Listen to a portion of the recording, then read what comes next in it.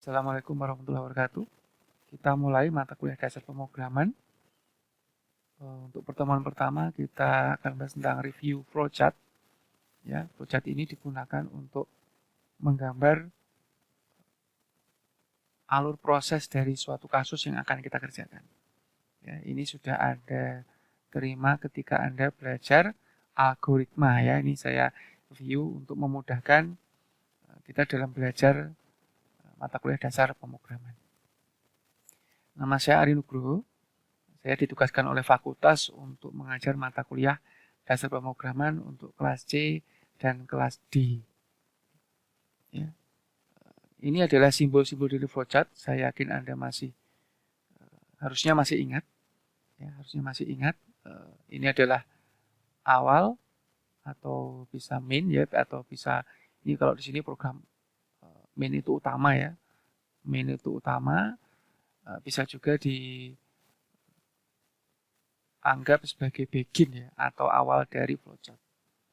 Kemudian ada simbol flow atau garis.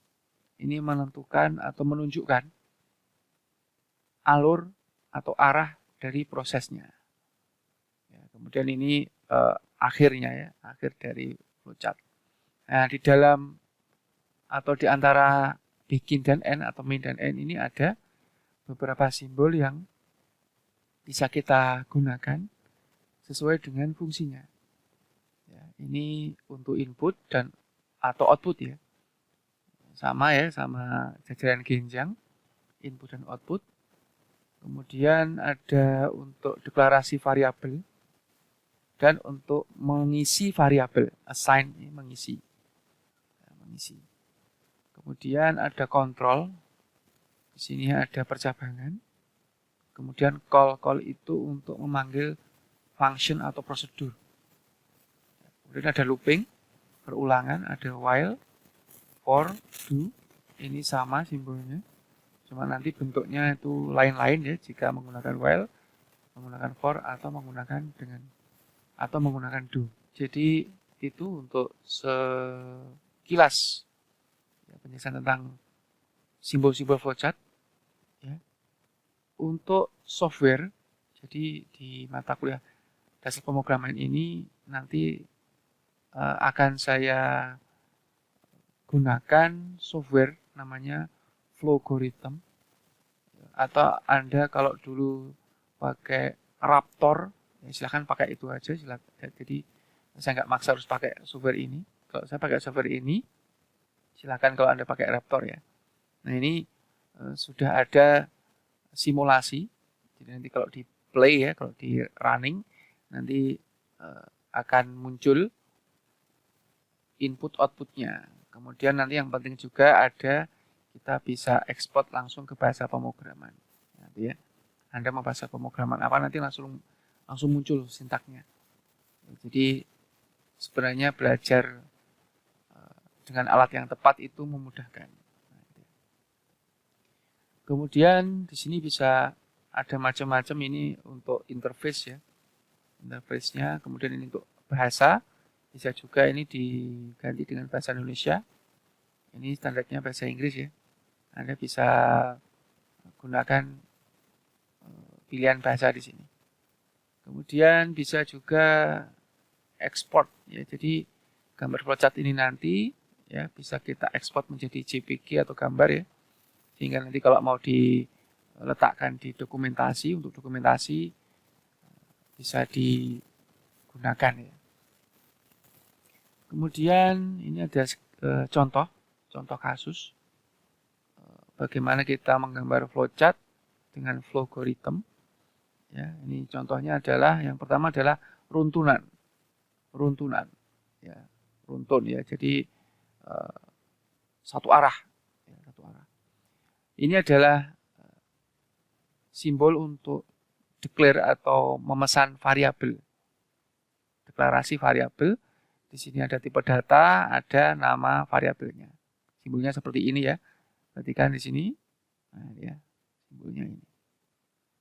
Ini saya contohkan dulu. Ya, ini saya hanya sekilas saja di pertemuan pertama ini. Ya, jadi berikutnya ini sekali lagi ini ada flow. menandakan kalau setelah main itu mengerjakan ini, setelah memesan string nama mengerjakan ini. Ya, jadi arah dari proses. Di sini setelah dideklarasi kita isi assignment. Ya, kita isi nama ini tadi. Ya, misalkan saya isi dengan string adi, ya, dengan huruf kecil semua, diapit petik ya, menandakan kalau itu string. Nah, gitu ya. Assign nilai, ya, memberi nilai dari suatu variabel. Di dalam hal ini variabelnya nama ya.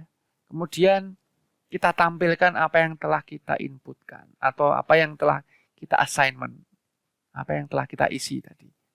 Ingat ya, ini tadi simbolnya proses ya, otak ya. Ini assign. Nah, jadi mengisi nilai ya, mengisi nilai. Kemudian output. Nah, ini kalau Anda perhatikan di sini. Nah, ini ya, input output. Nah, berarti yang ini. Output. Outputnya apa ya? Hello apa gitu ya. Hello ini berarti string hello. Kemudian ada n ini untuk pembatas antara string dengan variabel. Nah, jadi dijadikan satu output. Ya. Nama ini ada di sini. Jadi nanti kalau dieksekusi, dijalankan di running, ini kan selesai ya. Outputnya ini. Hello Adi. Jadi nanti kalau misalkan di sini saya ganti ya Ani gitu ya. Waktu di float saya ganti Ani, jadi nanti hello Ani. Ya. Nah, gitu. Ini itu contoh dari runtunan atau satu arah, proses satu arah. Nah, gitu ya. Berikutnya contoh yang kedua, jika kita buat suatu input. Nah, kalau ini tadi kan saya isi langsung ya. Saya isi langsung di dalam proses ya. Nah, kalau ini bisa nanti inputnya sesuai dengan user mau ngentry apa. Ini lebih fleksibel. Ya, sama kita pesan string nama, kemudian yang tadi proses sekarang saya ganti dengan input.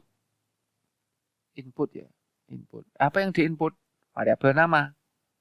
Kemudian nanti outputnya hello and nama. Jadi sama dengan yang di atas tadi. Bedanya apa? Kalau ini tadi langsung keluar. Nah, kalau yang ini ada isian dari user. Nah, jadi nanti kalau sudah di running, nanti ini yang muncul. Ini misalkan ini awalnya itu kosong ya. Kemudian saya isi sesuatu, Arye ya. Kemudian saya enter. Atau diklik tombol enter ini, nanti akan muncul ini. Nah, ini. Ini nanti masuk sini. Ari, tadi inginnya diisi Ari loh, gitu ya. Ari gitu ya. Nah, di sini nanti kalau dimunculkan, nah ini perintahnya ini. Hello Ari. Kalau ini tadi perintahnya ini. Hasilnya ini. Jadi ketika ini di enter, yang tampil ini. Yang tampil adalah hello Ari. Nah, gitu. Itu kalau ada input, kalau ini tadi proses. Jadi sedikit berbeda ya. Contoh yang ketiga, sekarang bagaimana kalau kita buat suatu perhitungan. Nah, ya ini tadi menjumlahkan dua bilangan. Ya, di sini saya pesan variabel ya, declare ya A dengan tipe integer, kemudian pesan lagi B dengan tipe integer, pesan lagi C dengan tipe integer. Habis itu saya buat inputan, input A, input B, kan dua buah bilangan kan ya, A dan B. Kemudian saya jumlahkan, saya letakkan di C. A plus B saya letakkan di C. Kemudian saya output, C-nya saya tampilkan, saya output di sini. N selesai, saya running. Jadinya seperti ini. Ini A, ini B, ini hasilnya C. Nah, gitu ya. Nah, di sini tadi harusnya ada ini ya. Nah, ada ini. Ya, ini ada di sini nanti karena ini tadi kan minta input. Ya, langsung diisi 2, enter lagi diisi 3, enter lagi yang muncul ini. Nah, gitu ya. Nah, gitu. Kemudian berikutnya adalah percabangan. Percabangan itu seperti persimpangan ya. Kalau nggak ke kanan, ya ke kiri. Atau terus Tidak mungkin kita ke kanan dan ke kiri, itu nggak mungkin. Jadi pasti salah satu. Ya, persimpangan. Jadi kita harus memilih salah satu alur proses. Ya. Dalam satu waktu harus memilih salah satu jalan. Dalam satu waktu. Jadi misalkan hari ini atau jam ini saya ke kanan. Ya, berikutnya mungkin besok saya ke kiri. Berikutnya mungkin besok saya lurus. Nah, jadi dalam satu waktu harus memilih satu keputusan atau satu arah. Kemudian persimpangan bisa lebih dari 2 jalan. Ya, jadi kan tadi kan ke sini, ada ke sini, ada ke sini. Jadi ini 2 ya, ke kanan ke kiri atau lebih. Nah, gini ya, itu ya. Tadi ini simbol flowchartnya. Nah, ini contohnya. Nah, ini tadi sama seperti yang ini tadi kasus yang atas, cuma habis ini saya kasih percabangan di sini. Nah, percabangan ini contohnya adalah ini. Ya, apakah C itu lebih besar dari 10? Jika benar, maka tampilkan output ini. Jika salah, berarti tampilkan output ini. Jadi kalau saya isi langsung ya, ini kan langsung ya. Kalau Anda mau input silahkan ya, ini saya buat yang versi yang proses biar ada variasi ya. Misalkan A itu saya isi 2, sebelumnya bisa juga dibentuk pesan variabel seperti ini. Jadi kan ini tadi kan bentuk ya. Variasi bentuknya kan seperti ini ya. Bisa satu-satu atau jadi satu. Syarat jadi satu kalau tipe datanya sama. Ya, beberapa variabel yang tipe datanya sama bisa dijadikan satu simbol. A, B, C integer gitu ya. Nah, A ini saya isi 2, B saya isi 2, C saya isi A plus B. C pastikan 4 ya, 2 tambah 2. Berarti ketika masuk sini, dicek oleh ini, percabangan. Apakah 4 itu lebih besar dari 10? Ya. Harusnya apa harusnya? Salah kan ya? False. Berarti masuknya ke sini. Nah, jadi nanti ketika di enter, di running maksud saya, yang tampil adalah ini yang tampil ya. Nah, tapi kalau ini saya isi ini 9 dan 2 berarti 11 ya, 11. Nah, ini C sama dengan 11 kan ya. Nah, ketika ini 11 lebih besar dari 10, 11 ya, berarti masuk yang ini. Nah, gitu ya, nanti bisa kita coba ya. Nah, kedua-duanya kalau sudah mengarah ke selesai. Bermuara di satu titik selesai. Contoh yang berikutnya itu, ini pakai input. Kalau ini tadi tanpa input ya, langsung proses. Contoh berikutnya adalah jika kita kasih inputan, ini lebih fleksibel ya, lebih dinamis. Misalkan saya isi, ini ada kemungkinan outputnya ada 2 ya, kalau enggak ini ya ini ya. Ini kan percabangan kan ya, kalau enggak true ya false. Contoh yang kemungkinan yang pertama, ketika saya isi input A-nya itu A-nya 1, B-nya 2. Ketika saya enter, yang tampil ini. Ya kan 1 tambah 2, 3 ya, kurang dari 10. Nah, tapi kalau saya isi 10 dan 1, A-nya 10, B-nya 1, ya, berarti kan 11 ya, berarti masuk sini. 11 lebih besar dari 10 masuk sini. Jadi yang tampil adalah ini. Nah, gitu ya. Nah, contoh yang ketiga, ya, ini ada tiga maksud saya ada 3 kemungkinan output jika bentuk flowchartnya seperti ini. Nah, gini ya. Nah, perhatikan, kemungkinan yang pertama ketika saya isi A-nya itu 10, B-nya 1. Tadi udah yang di atas ya, yang tampil pasti yang ini. Karena 11 lebih besar dari 10. Tapi kalau saya isi 5, ini 5,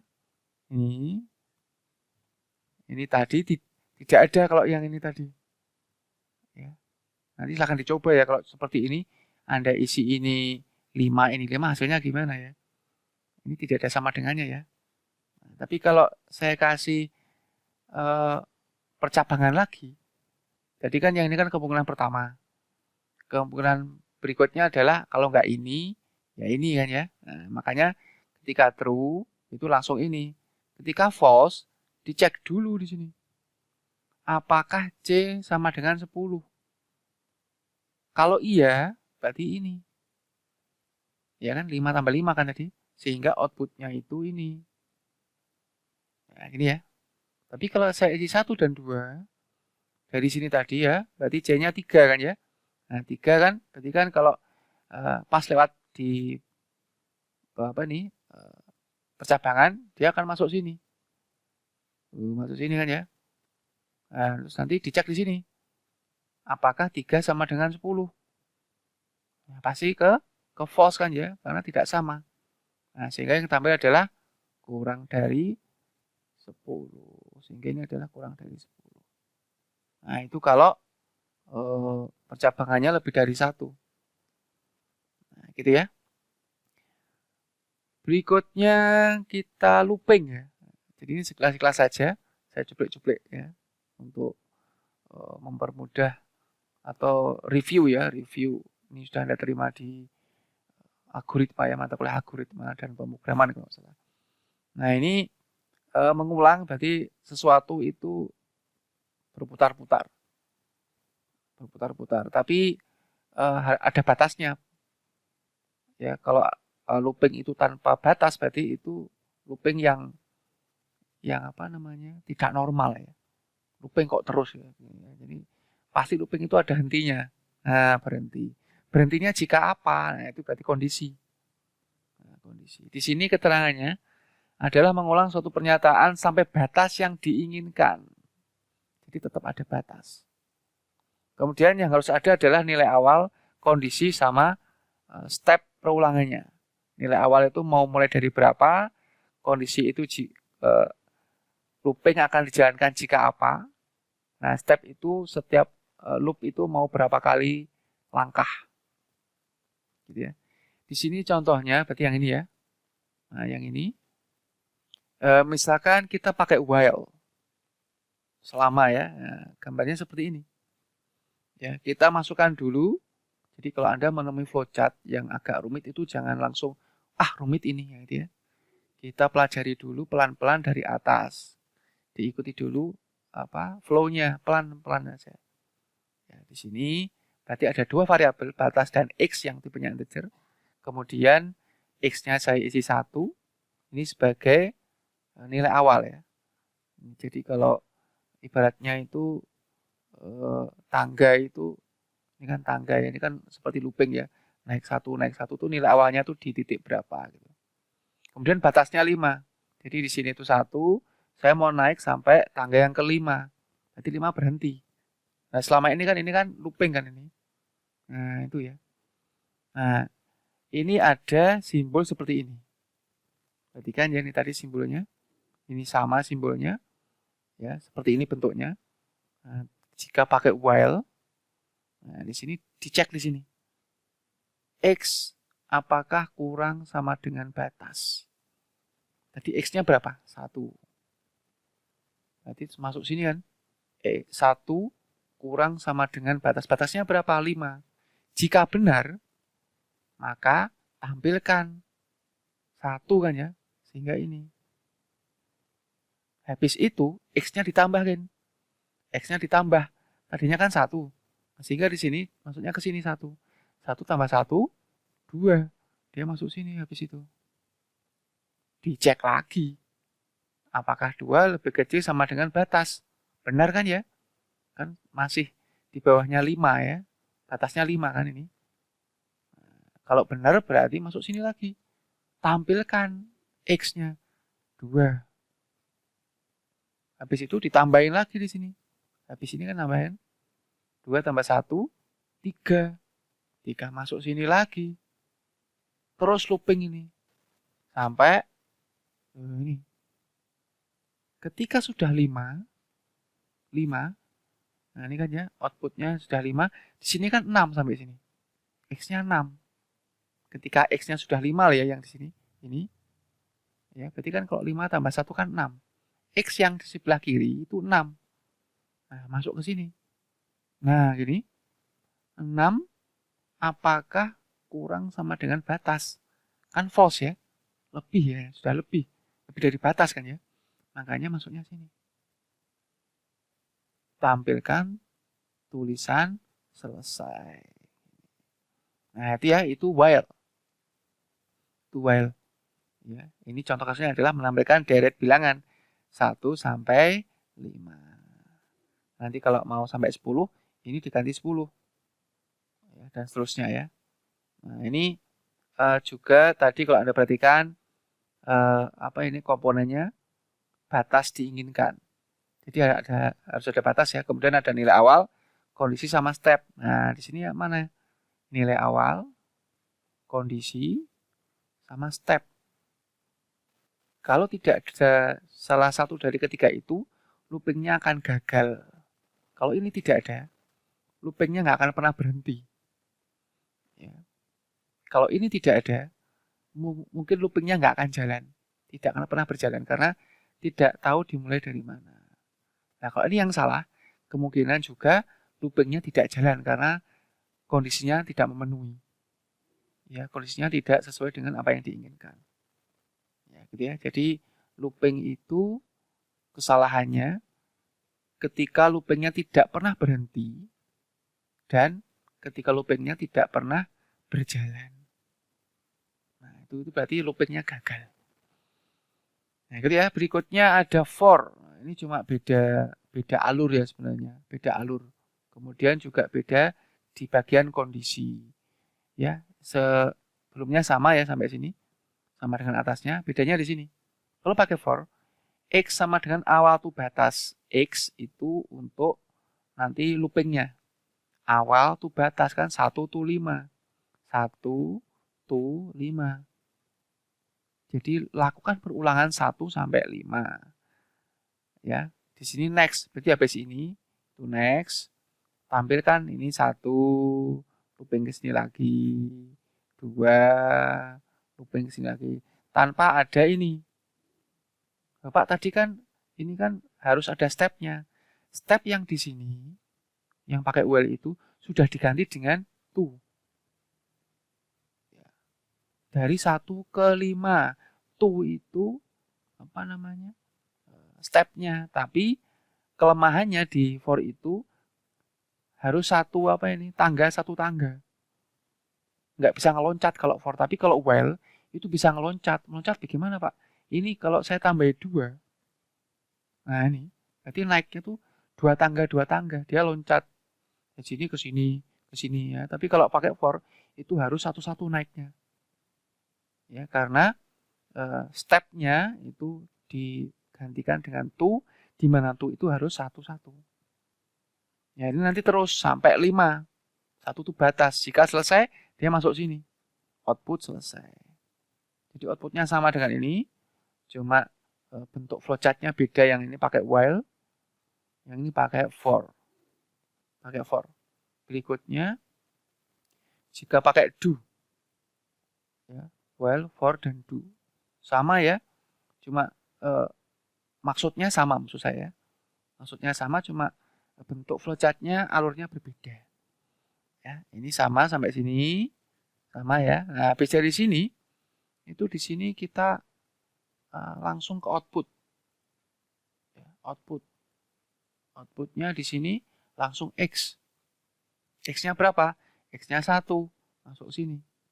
Kemudian ditambah X sama dengan X plus 1. Jadi apa ini? Do itu mirip while, tapi ngeceknya di belakang. Ngeceknya di akhir. Kalau while itu ngeceknya di awal.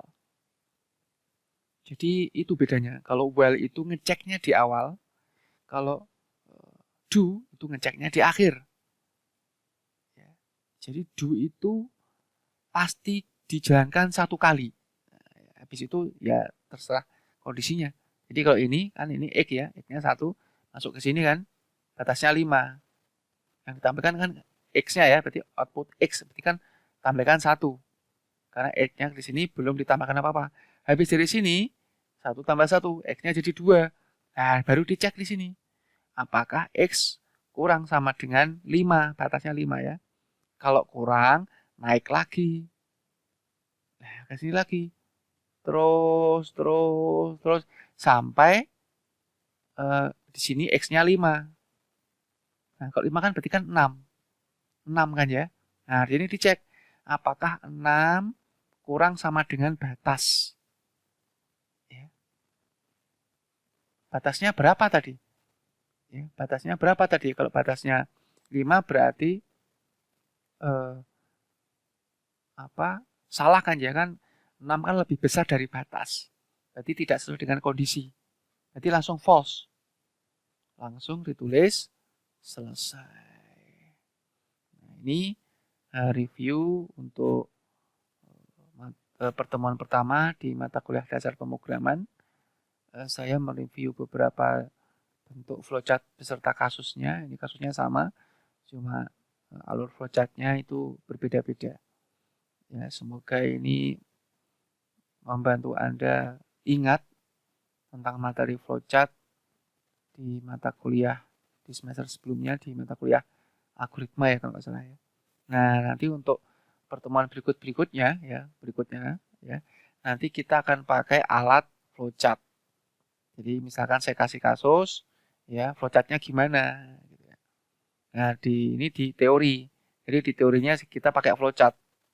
Nanti Anda silakan bebas ya, Anda bisa pakai software ini atau yang Raptor, terserah ya. Nah, nanti agak beda kalau Raptor dengan ini ya. Kemudian mata kuliah prakteknya berarti kita praktekkan dengan codingnya. Silakan nanti Anda pilih, Anda kalau mau pakai C++ silakan, ya, pakai Python silakan, pakai PHP silakan. Di sini ini saya buka ya softwarenya. Nah, ini softwarenya. Ini free, jangan ini bukan nge-crack atau bayar ya. Ini free, versi yang terbaru adalah 2.30.3. Ya. Nah, nanti Anda bisa misalkan download ya, saya contohkan. Nanti silahkan download sendiri. Download logarithm. Ya, ini. Nah, ini ya. Ini yang versi terbaru. Nanti silahkan download. Anda pakai 64 bit atau 32 bit atau pakai Mac atau Linux. Ya, ini kalau pakai Windows ini. Ya, kalau mau pakai Mac ini. Nah, di sini langsung Anda download, klik filenya, kalau nggak salah nggak ada 2 mega ya. Nanti bisa Anda ubah-ubah skinnya. Untuk dokumentasinya Anda bisa cek di sini dokumentasi. Isinya apa sih dokumentasi? Nah, untuk membantu cara menggunakan sebenarnya. Nah, ini dokumentasi ya, bagaimana cara assignment. Nah, ini contohnya. Jadi gampang ya belajar itu, kalau tahu caranya itu tidak sesulit yang Anda kira ya. Nah, ini declare itu declare ya. Nah, kemudian apalagi Anda mau apa? Mau for. Nah, for seperti ini bentuknya. Jadi ada semua. Anda tinggal mau buka atau enggak, atau mau belajar atau enggak. Kalau sudah dikasih, misalkan saya kasih tugas ya, nah silakan dibuka-buka dokumentasinya, atau mungkin Anda nyari dari sumber yang lain. Nah, misalkan ada if ya, if. Nah, ini if. Ini sama ya. Nah, gitu. Nah, itu softwarenya nanti seperti ini. Jadi silahkan, kalau saran saya pakai ini aja. Jadi belajar itu kalau mudah itu semangat. Jadi seperti ini nanti. Nah, nanti bisa diklik. Ini Anda mau kasih apa, declare dulu. Kemudian diisi apa declare-nya. Misalkan nama tadi ya, tipenya apa, string kan ya pasti. Oke, jadinya seperti ini. Habis ini diapakan? Saya misalkan mau tampilkan output nama kan ya. Nah, tampilkan variabel nama. Nah, gini, saya jalankan. Apa ini? Nama was not initial. Nah, jadi nanti ada pesan error jika ada langkah yang terlewat. Variabel ini tidak ada nilai awalnya. Nah, gitu ya intinya. Nah, ini berarti harusnya di sini itu ada pilihan prosesnya. Saya bisa kasih ini. Berarti nanti variabel nama saya isi misalkan Adi. Nah, gini ya, saya oke. Oh, gini harusnya. Jadi tidak langsung deklarasi terus output. Nah, ini yang salah. Tadi saya kurang teliti. Nah, ini harus ada pemberian isi dari variabel. Bisa pakai assign. Nanti kalau dijalankan tadinya langsung Adi. Ya langsung Adi. Tapi kalau dikasih ini saya hapus ya. Misalkan ini saya hapus, saya delete. Saya ganti dengan input. Nah, input. Nah, ini inputnya input nama. Loh, gini. Jadi ketika dijalankan, nah, saya bisa place enter value of tipe string for nama. Tahu ya maksudnya? Ya, tolong dimasukkan sebuah nilai dengan tipe string untuk variabel nama. Misalkan Ali. Saya enter. Ali. Nah, gitu ya. Nanti ada perintah program has finished running. Program telah berhenti. Ya, berhenti dijalankan ya. Ini di oke. Nah, gimana Pak cara ngodingnya? Gampang ya. Gampang sekali. Di sini bisa di menu tools. Di sini ada source code viewer. Nah, ini silahkan diklik. Nah, ini kalau pakai PHP. Jadinya kayak gini PHP. Nah, ini. PHP awal akhir dolar nama ini apa namanya? Ini nama variabel. Kalau di PHP itu pakai dolar. Ini bisa di zoom ya. Nah, kalau kurang ya bisa di zoom ini. Ini ya. Dolar itu berarti ciri variabel di PHP. Kemudian perintahnya adalah input. Kemudian echo itu menampilkan echo. ECHO. Dolar nama. Jadi tampilkan habis di input ditampilin. Nah, ini titik PHP EOL itu PHP end of line. Jadi kayak BR itu ya. Nah, ini tapi di sini ada function input di sini. Nah, ini kalau mau pakai function. Nah, bagaimana kalau pakai yang lain? Ini pilihan bahasa pemrogramannya banyak. Ada C, C crash, C++. Ini kalau diklik kayak gini C++. Include, using namespace, string to string, int to in. Nah, ini bisa nggak ada sih kayaknya. Kemudian ada int main, string nama, ya. Jadi ini declare tadi, kemudian cin ya. Console in cin itu. Console in. Apa yang di console in? Nama. Ini ada panahnya ke kanan. Cout ya. Console out. Nah, itu ada variabel ke kiri nama ENDL itu endline. Return 0 itu sebagai pasangan dari int min-nya. Ini kalau pakai C++. Nah, misalkan kalau saya mau pakai Java, lebih panjang lagi ya. Import java.util dan seterusnya. Public static ini saya kecilkan dulu ya. Nah, ini void main string nama, nama input next line, system out println ini. Ini untuk menampilkan. Kalau di PHP tadi echo. Kalau di C++ tadi cout. Ya, jadi enak ini. Python ini yang saya tekuni ya. Nah, nama input, print nama. Kan gampang kalau Python. Saya sedang menekuni ini. Ya, Python. Karena Python itu bisa dibawa kemana-mana. Ya, bisa ke machine learning, ke big data, ke bikin web bisa, bikin Android bisa ya. Bikin apa ini? Dasar pemrograman biasa atau basic ini bisa. OOP bisa ya, macam-macam. Nah, ini ada banyak yang lain. Silahkan dipilih bahasa pemrograman yang Anda minati.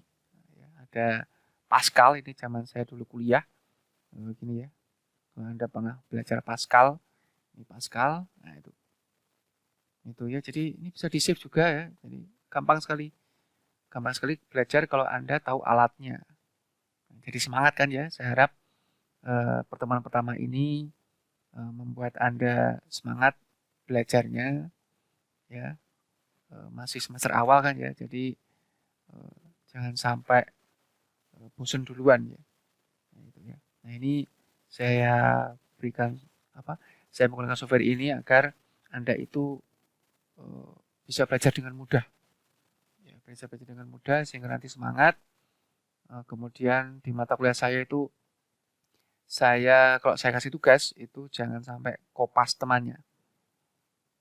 Jangan sampai kopas ya. Anda harus berusaha sendiri kalau tugas apalagi ujian ya. Jangan kopas. Nah, nanti akan saya tanyai masalahnya. Anda kalau kopas nanti kalau saya tanyai pasti nggak akan bisa. Ya, karena kopas dari kerjaan temannya. Tapi kalau Anda berusaha mengerjakan sendiri, ketika saya tanyai mengapa pakai ini? Mengapa nggak pakai yang kotak? Mengapa kok pakai yang ini ya? Jadi nanti Anda kan bisa menjelaskan. Ya, karena Anda mengerjakan sendiri. Mengerjakan sendiri biasanya karena mengerjakan sendiri karena sudah paham. Yang kopas-kopas itu karena nggak paham. Ya, dengan cara singkat dia kopas. Nah, gitu ya. Itu yang tidak baik. Ya, jadi silakan dikerjakan sendiri.